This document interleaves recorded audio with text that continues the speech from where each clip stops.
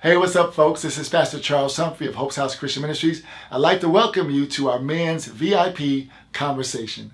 The VIP Conversation is a space where men are injecting men, and even women, with a dose of vision, inspiration, and purpose. Why, you ask? Well, the reason is simple. I know you have a big God-sized dream, a big God-sized vision, things you want to accomplish so you can impact the world around you. I also know that you have big opposition, big obstacles, big challenges ahead of you as you pursue those dreams. So we created this space to help you overcome the effects of procrastination, stagnation, and even intimidation of accomplishing that dream that's right before you, that's in your sight. So listen, we've assembled some great people, some great men who have experiences, backgrounds, and challenges they've overcame to pursue their dream as well. So I want you to pull up a chair, sit back, relax, and lean in and listen to these men as they share their vision, inspiration, and purpose with you.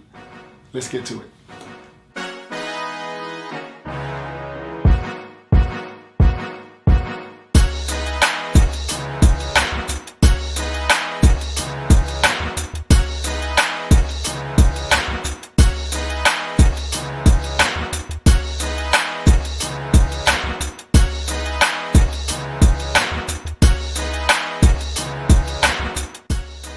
So I want to have a wonderful guest on today.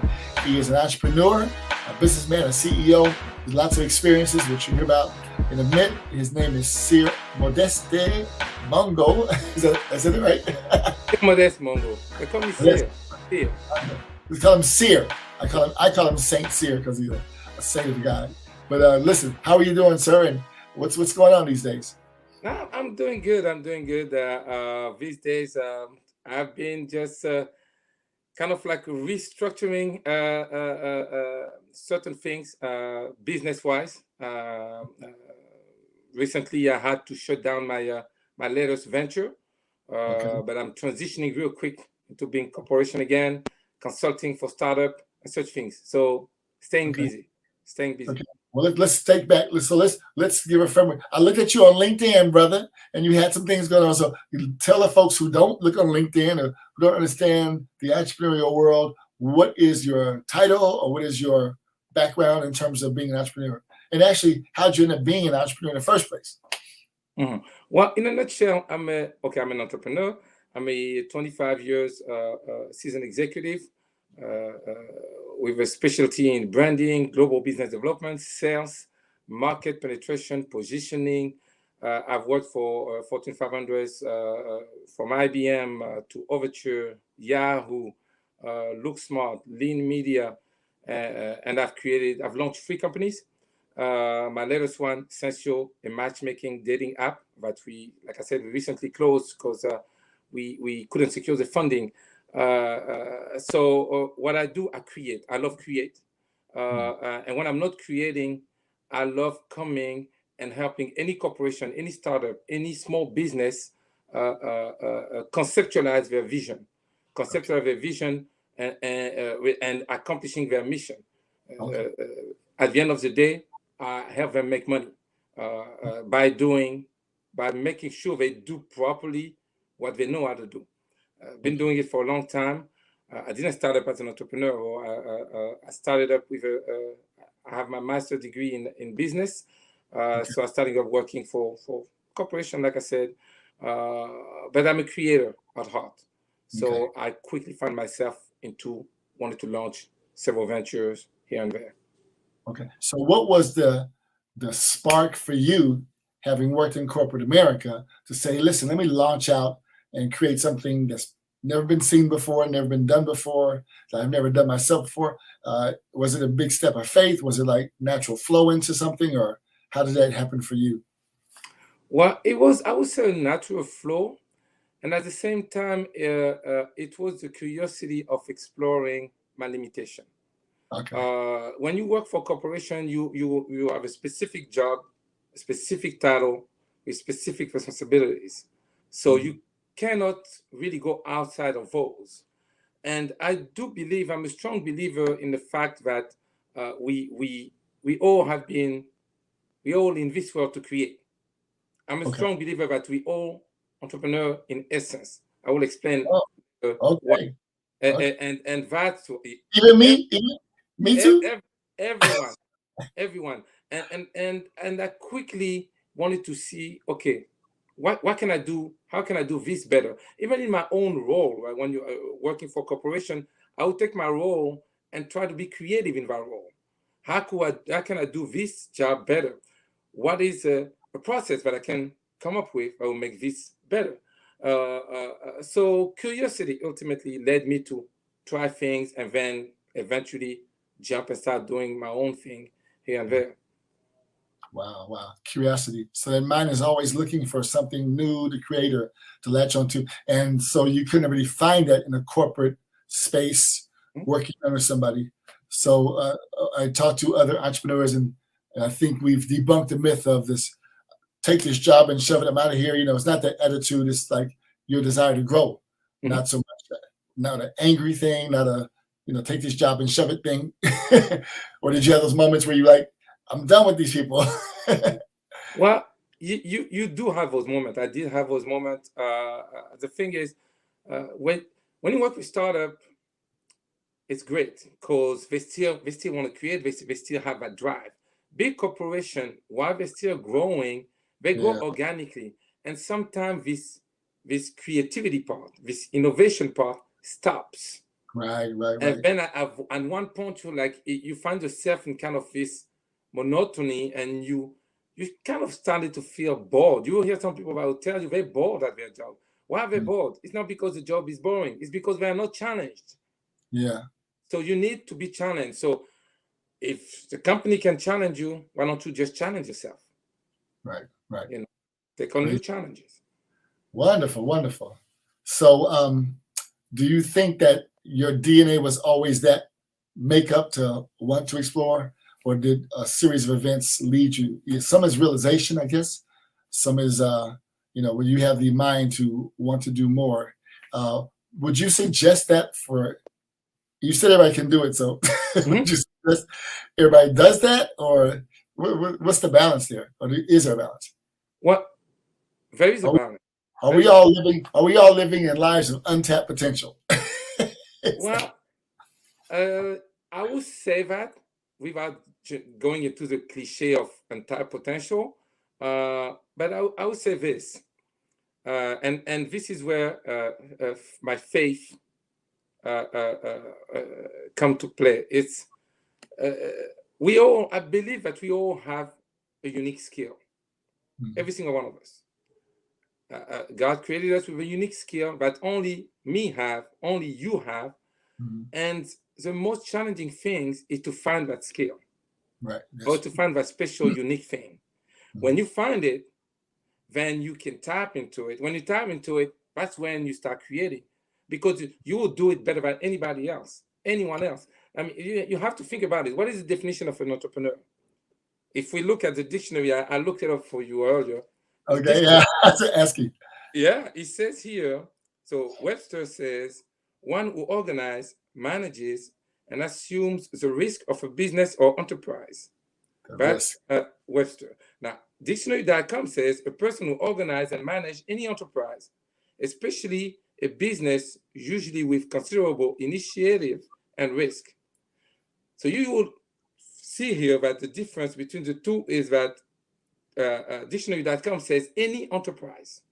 Okay. And I would say dictionary.com is right, because it's very fundamental, because an entrepreneur, in a pure sense of the term, is someone who will identify a need and fill it. It doesn't matter what market it is, what industry it is, doesn't matter what it is. From zero, it will create something.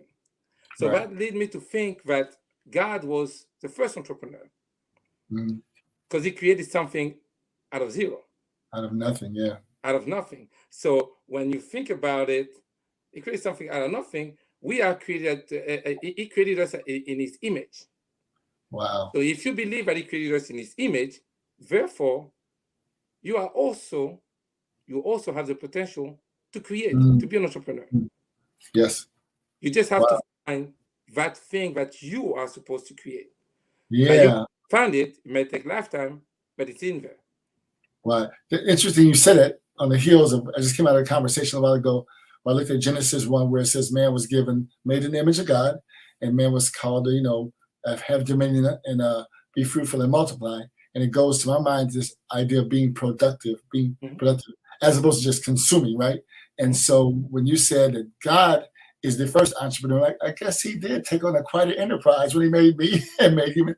And then we are called to produce as well. I never thought in that context, but now it changes my viewpoint of being entrepreneurial. I think we may do it in small ways. We don't always get paid for it.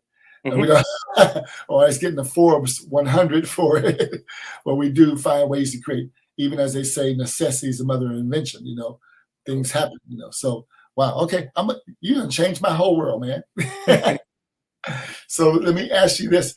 Are there people that have inspired you to move on this pathway or to stay on this pathway? I'm sure it gets rough sometimes because one thing you said in the definition, you assume a risk. And most of us don't want to assume a risk. That's financially, reputational, the whole bit. So is there someone that inspired you to keep on going in that area or circumstance that inspired you? Well, I would say people, because remember what I mentioned earlier, it's an entrepreneur identify a need and then go ahead and create something to fill that need. What drives the entrepreneur are needs. There's a need here. I feel it because I have the skill to feel it, or because I know what to do. I have the solution.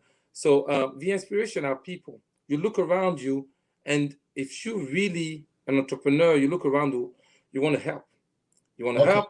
You want to build. You want to create. You want to change. You want to affect the world. Entrepreneurs want to affect the world. Wow. They want to reshape, affect the world. They want to make something.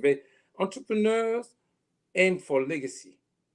They aim for legacy in everything they do, including raising your kid, because your kid is an enterprise. Yeah.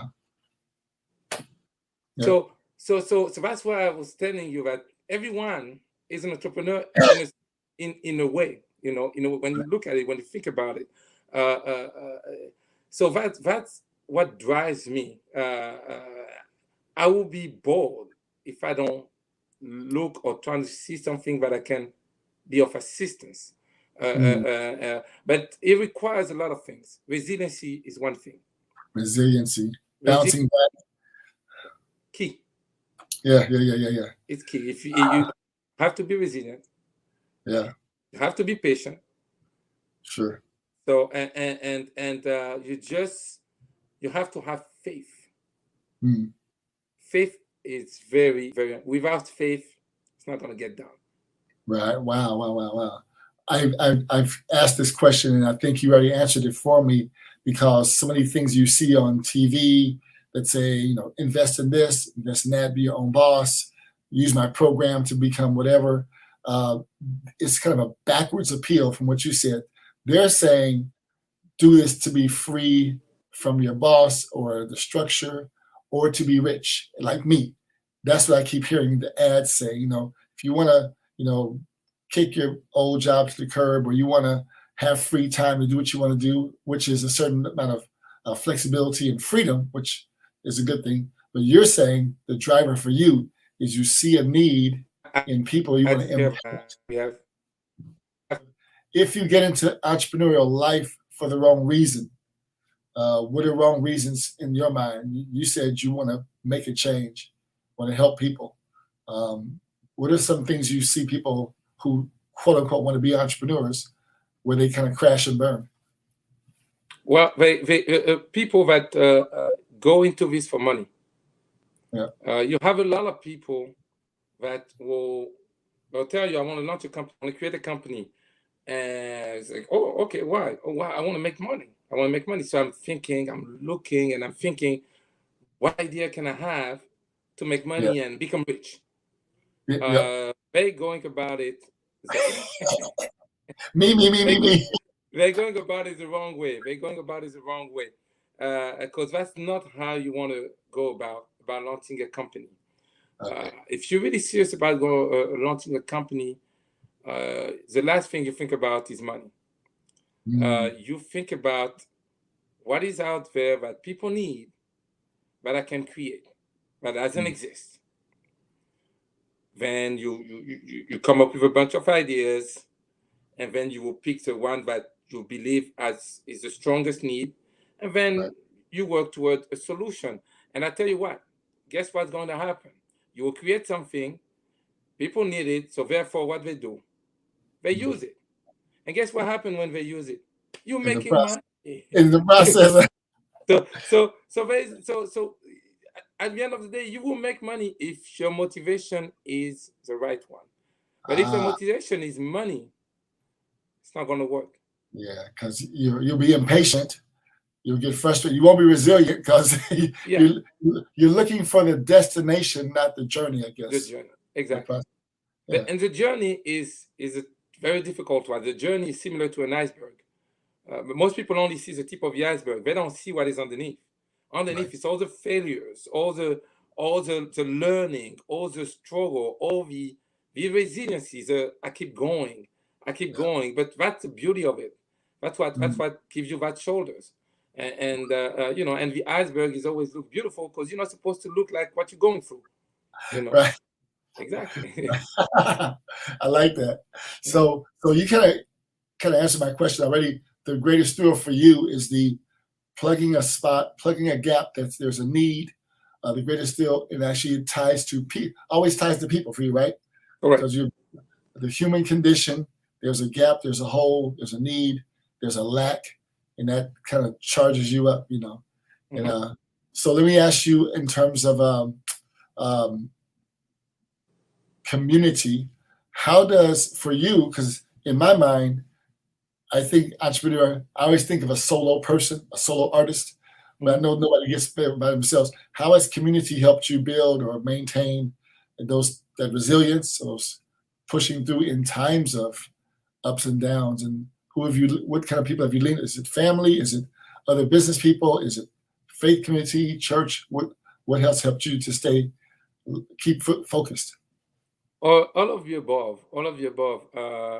You need all that.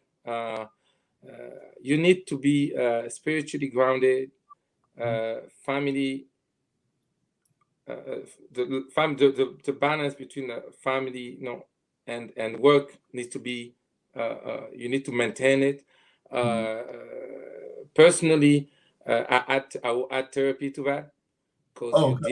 Oh. you deal with a lot of stress, and Mm. it is important to have someone who's exterior of all this come and give you an objective view.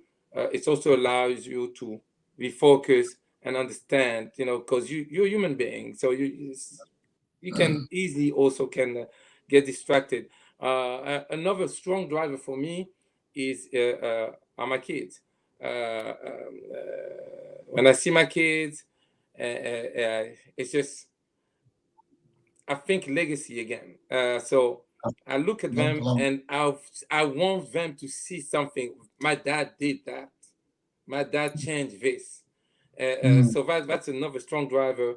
And but I mean, last but not least, just the people that I cross during that journey, the people that I succeeded in changing a little something in them during that journey. That little young sales guy that I took with me, and we did that. He came in the journey, helped me out, and now he Mm. can go into the big corporation and work and have a good position because he's been in the trenches. He learned a lot. So just seeing how you affect other people's life positively Mhm. is also a strong driver. You know that you're not doing it for nothing. You know that those are my rewards. To be honest, when you start as a young entrepreneur, money is always a reward. As you Sure. mature in this Mm. entrepreneurial life, the reward is Mm. a lot of things, but it's not money. It's really the way you impact people. You see the Yeah. impact you have in the community, and you know that you should keep doing what you're doing. That's So it's very important. It's very important. That's why it's very important as an entrepreneur to treat yourself like a company. You need two things. You need to have two things clear in your head: your mission and your mhm. vision. Just like a Right. company, write it down. You write it down, you write your mission, you write your vision, then Mm. you start executing.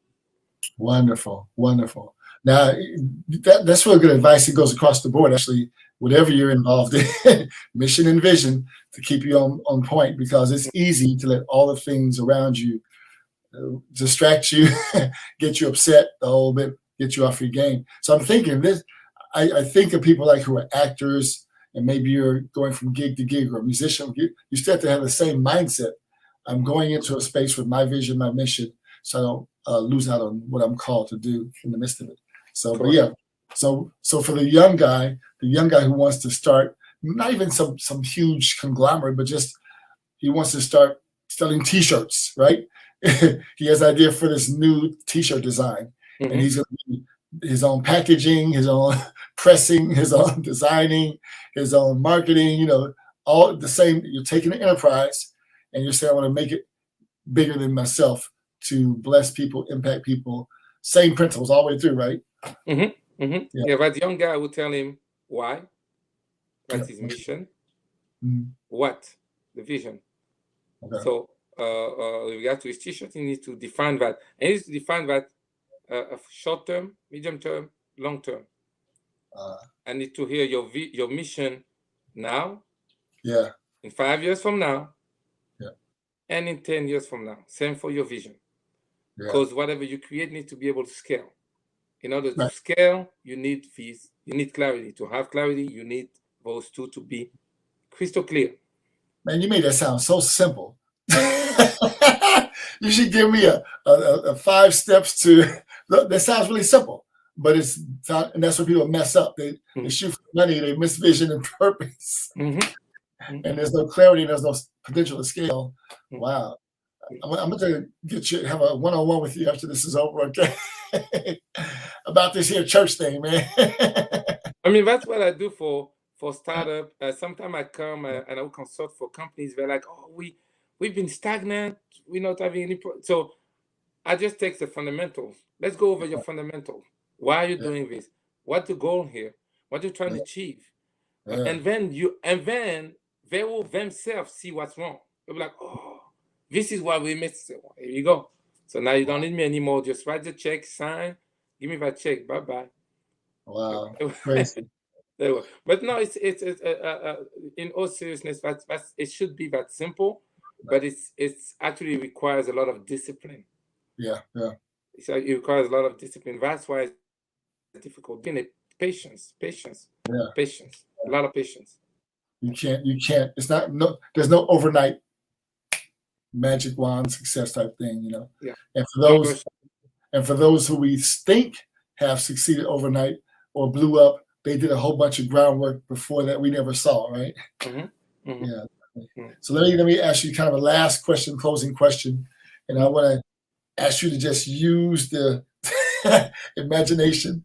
What's the big, crazy, wildest dream in terms of you fulfilling your purpose? What's the thing that's out there that you're not attained it yet?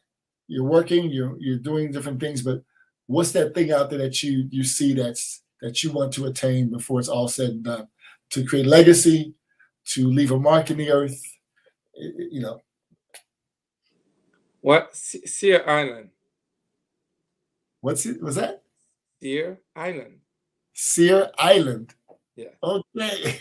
So like, what is Cyr Island? Cyr Island is it's a place in my head where I'm living peacefully, retired with my wife, and I'm watching everybody that I have encountered succeed, accomplishing things, and living their dreams, impacting over people's life because I did this little thing for them, or I helped them do this little thing. It's seeing them and just being happy for them. It's an island with where it's all happiness and just seeing others happy. My heart ache every time I go outside seeing the misery. So I want to change that. So I have a lot of things in my head. It can be in the corporate side or on the community side. Things like a resource center for homeless in order to, provide them with everything they need in order to go back out there.